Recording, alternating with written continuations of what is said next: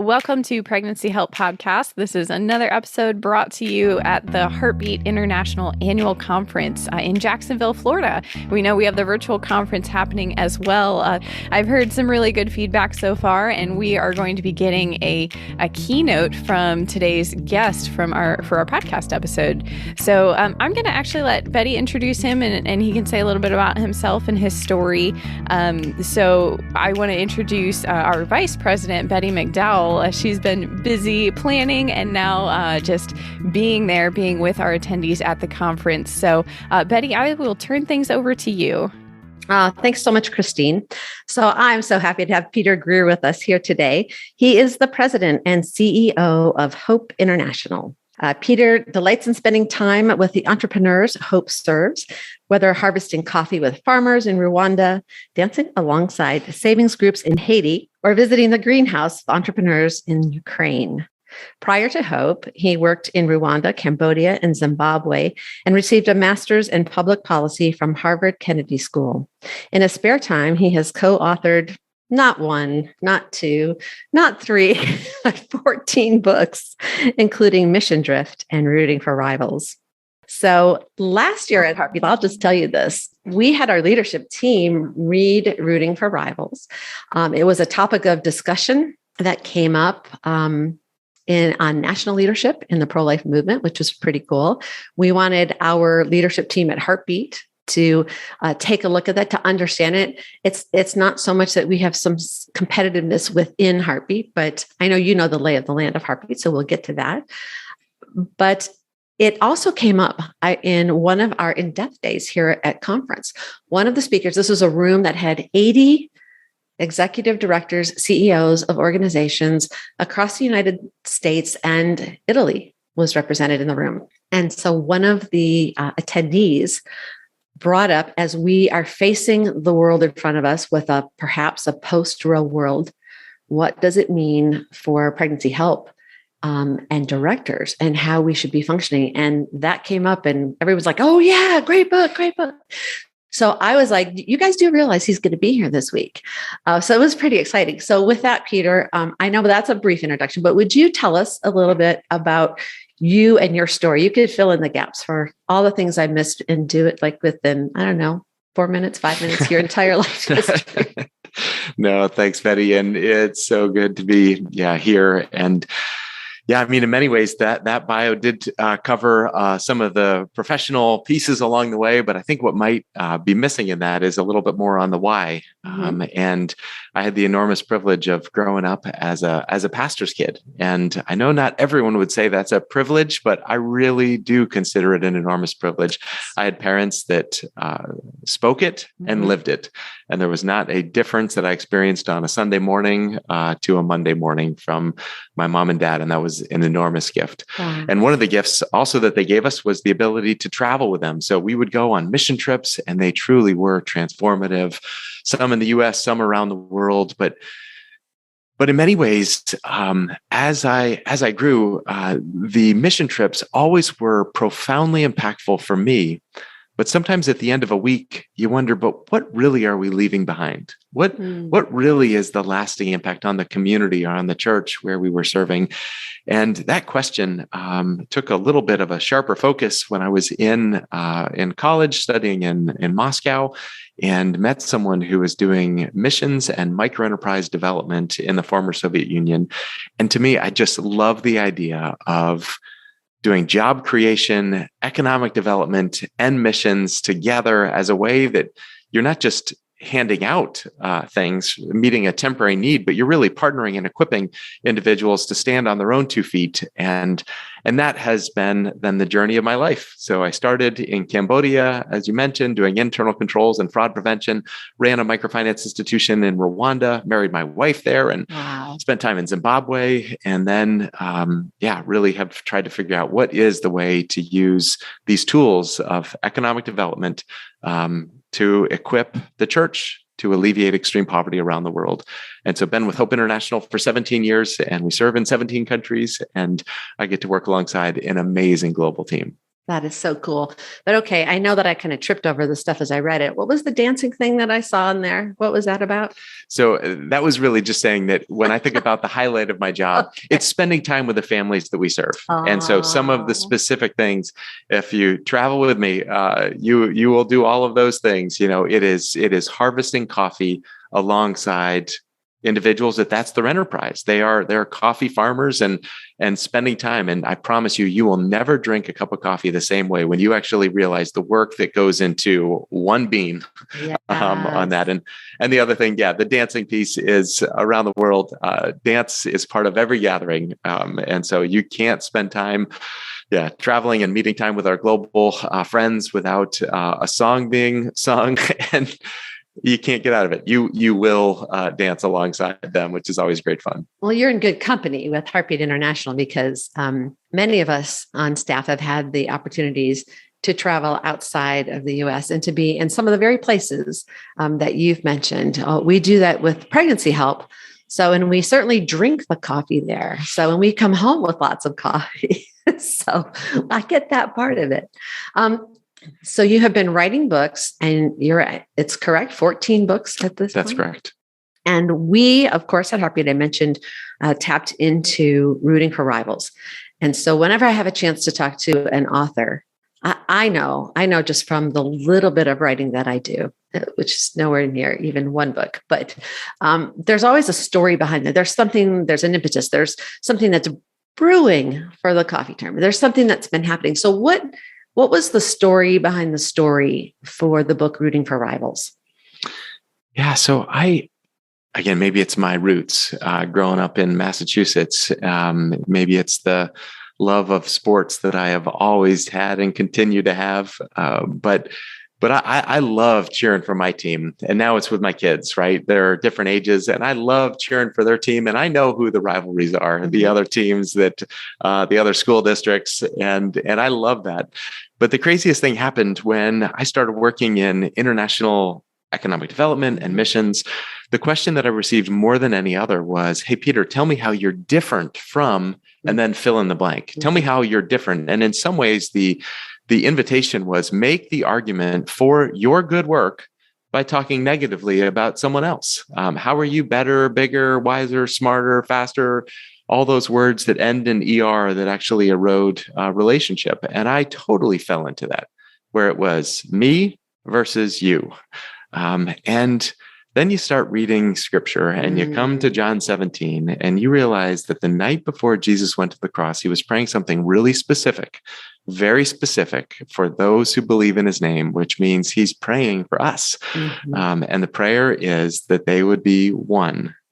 And then he gives this crazy image of the unity, just as the Father and the Son are one, so that they would be brought to complete unity.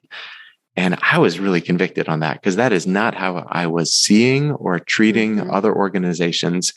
And so it started a journey. I've never written about anything that I've mastered. I've always written about things that interest me. And I wanted to learn from those individuals that had figured out a way to be truly open-handed, to be collaborative, to be generous with other organizations, and to get out of the trap of comparison, to get out of envy, to get out of thinking that just really centered on self, and to discover the move from me to we. How does that happen? And who are the organizations and leaders that have figured that out? And I want to learn from them. So that is what led us to the process of writing a book. And our process was, let's find the most open-handed collaborative leaders and let's figure out, what do they think? What is their theology? And what is their practice? What do they do? And how can we grow to be more collaborative? And I promise you, this journey, it has profoundly changed me. I want to grow into a leader like that. And it is so much more fun when we take steps in that, no longer identifying other organizations as competition or rivals, but seeing them as friends, seeing that there are steps towards that picture of unity that we can take. It's really like the mission is the same mission. The methodology might be slightly different. I mean, that certainly is what we see of how people, whether there are lots of different debates on techniques and things that you would use. even from the medical pieces in pregnancy centers, but the mission is the same. And that is kind of our heart cry is you are better together. We know we're better together. And so I'm thinking of the book, and my head's just kind of going through what are some of the standouts that it's been a while. It's been a while since I read it, but one thing that really stuck with me was, I think it's at the very beginning of the book where you talk about being at an airport. You've just been at a conference, you've been at an airport, and you see somebody that you would really like to talk to. And you talked about that experience. Can you just share a little bit about that? Because another ministry leader to ministry. Yeah, no, at that time, we were doing research on the book Mission Drift. And there was an organization that had come up again and again, and it was Compassion International. And this was Wes Stafford, who was the president, and he had just finished a very intense conference, something that you probably can relate to. Imagine you're at the airport going home, and then here comes this person who obviously wants to talk. And he was so kind. He was so kind to me, pulling the seat out, having me sit down. He didn't have any idea who I was. And he just was gracious in answering questions. And then he gets back to Colorado Springs and he follows up with additional resources that he thought might be helpful. And I got the distinct impression that him helping me, it was almost like he believed that was not in the periphery, that was part of his calling. And come to believe that's because that is what he believes. He doesn't believe that the organizational boundaries between Compassion International and Hope International, those boundaries do not mean that there should not be as much collaboration and friendship as possible. And just to fast forward a few years, so 2 weeks ago, when the invasion of Ukraine, and this is more than 2 weeks ago, but it was after that happened, Compassion International wanted to raise awareness of how people can respond. And they did a message to their mailing list saying, if you want to respond, you can support Hope International. Now, what nonprofit organization points people to another nonprofit when it comes to resources? But he had an abundance mentality, not a scarcity mentality. And not only that, then when people pointed to us, we said, we got to do something similar. So we're involved in the rebuilding efforts, but there's a lot of relief that's needed as well.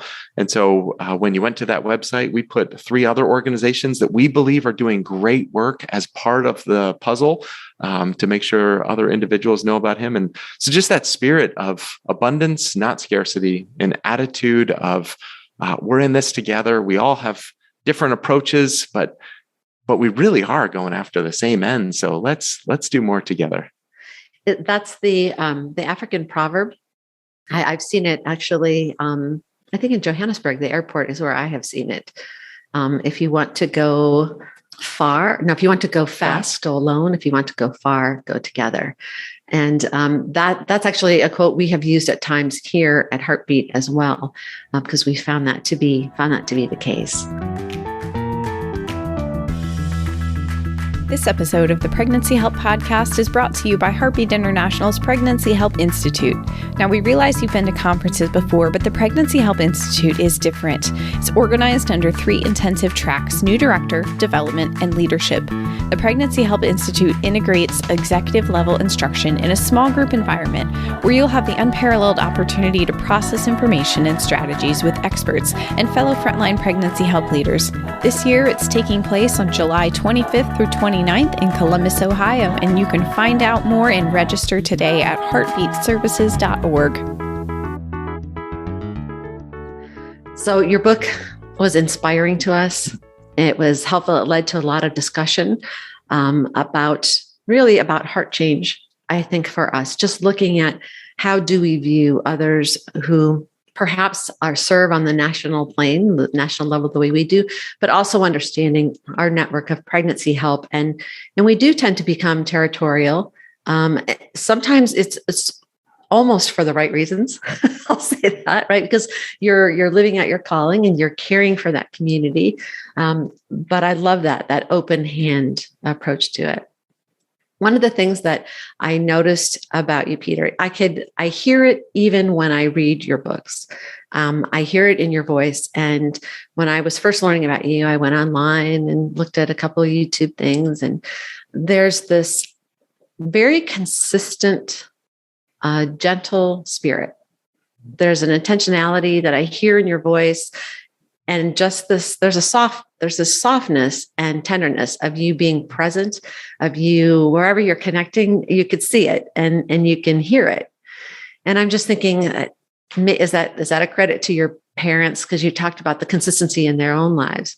But with that, so it might be them, I want to ask the question, thinking back as you're stepping into ministry, you're growing in ministry, if you could think of a specific person or specific kind of event, something that happened that you could actually say, now there are a lot of them, but you could actually say, this happened to me and it changed me, or it changed the way I do ministry. If you could tell me something that comes to mind when I ask that question. There is a person that comes to mind immediately, and thank you. I do desire to that description to be accurate. But early in my time in Rwanda, there was a mentor. His name was Pierre Bizimana, and he had a lot more experience than I had. He had more gray hair than I had back then, mm-hmm. And early on, he said, "Peter, you can't serve people that you don't know." And so he took me on something that he called a listening tour. And my life has never been the same. We ended up going around Rwanda, sitting in homes and simply hearing stories. We did not think about the programmatic response. We did not think about the operational aspects. We did not think about governance or fundraising or theory of change. We just listened to story to try and understand what is their reality. And I believe that effective ministry is dependent on intentionality and listening. And he taught me that. He taught me that incredibly well. And I think in a similar way, it's so easy to think about solutions and mm-hmm. and design and innovation, and somehow to minimize the voices of the people that we are eager to serve, the people that we are doing everything possible to say, I want to listen. I want to love well enough to listen. And that includes listening to those that, as it relates to rooting for rivals, even those that might have a different take. Mm-hmm. Instead of the defensive posture, tell me more. Mm-hmm. What in your life led you to that? I'd love to learn more. And that posture of listening, Pierre taught me, and I long to model, I long to learn of how can I listen, lean in more, understand more before getting to solutions. So loving starts with listening. Listening is upstream from organizational design and outreach. And I think there's something that I just long. So that when I think about my approach to ministry, listening, I want that to be at the centerpiece. And I have a whole lot of room for growth in doing that well. Yeah, we all do. But he taught you well. He taught you well. I can see that. And you really are speaking our language. I mean, I know we think of that in terms of our Christian life, our Christian worldview. Love is key. Love is the primary reason, right? That God so loved the world.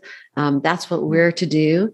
And I think in pregnancy help, particularly for Heartbeat, probably other organizations have the similar, but we tapped into LOVE, and L is listen. And so when we minister to women, to children, we always remind centers and pregnancy centers, if we're doing board training, we teach this to care for women. We teach this love approach to listen and to learn.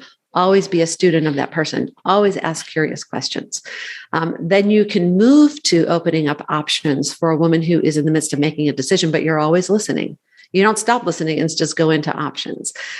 You have the ability then to awaken perhaps a vision or reawaken a vision for her life, and then really extend and empower her to take the next steps when she realizes that, but you're always listening. And so that's really key to who we are. So it just warms my heart to see that and hear that, hey, you're doing the same thing. You're practicing the love approach as you serve people.